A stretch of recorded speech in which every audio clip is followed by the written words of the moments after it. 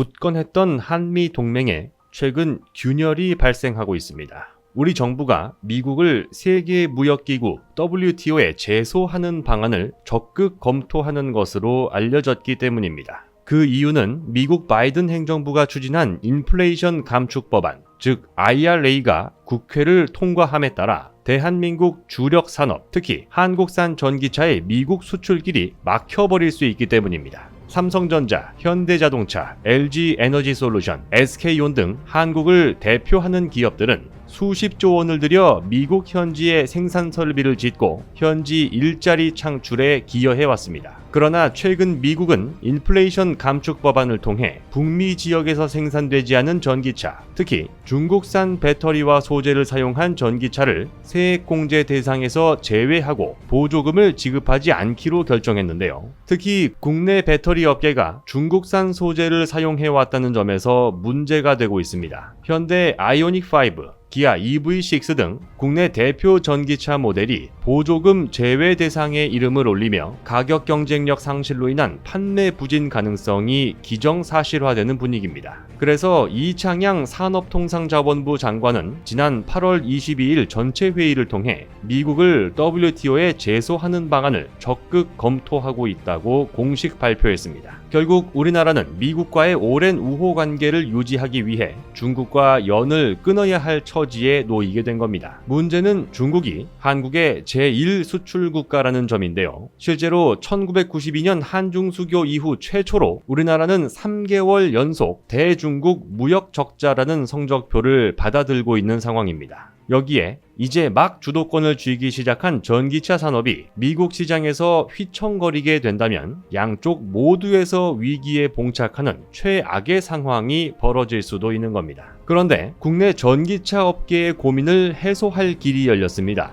수입에만 의존하던 배터리 핵심 소재를 국내 기업이 처음으로 자체 개발해 양산할 수 있는 준비까지 마쳤다는 소식이 전해졌습니다. 그동안 중국 등 해외에서 수입해야 했던 인조 흑연을 포스코케미칼이 최초로 우리나라에서 자체 생산할 수 있게 된 겁니다. 산업통상자원부에서 내놓은 보도자료에 따르면 포스코케미칼에서 생산해오던 기존 2차전지 음극재는 천연 흑연을 통해 만들어 왔습니다. 하지만 코크스를 주원료로 만든 인조 흑연은 출력과 수명, 안정성 측면에서 더 뛰어난 것으로 알려져 있는데요. 이러한 장점에도 불구하고 기존까지는 전량 중국을 비롯한 해외 수입에 의존해왔습니다. 그런데 포스코케미칼은 2022년 1월 인조 흑연 음극재 생산 공장 1단계 완공을 통해 연간 8,000톤 규모의 인조 흑연을 만들 수 있게 되고 내년에는 2배로 생산량을 늘리게 될 전망인데요. 이는 2021년 기준 우리나라 인조 흑연 시장 규모 13,000톤을 모두 공급할 뿐만 아니라 해외 수출까지 가능한 물량입니다.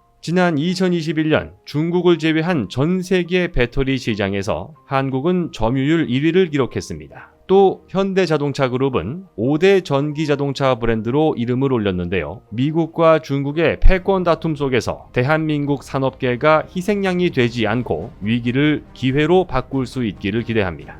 곧 새로운 내용으로 다시 찾아뵙겠습니다. 좋아요 버튼과 구독 버튼을 눌러주시면 더 좋은 내용으로 보답하겠습니다. 감사합니다.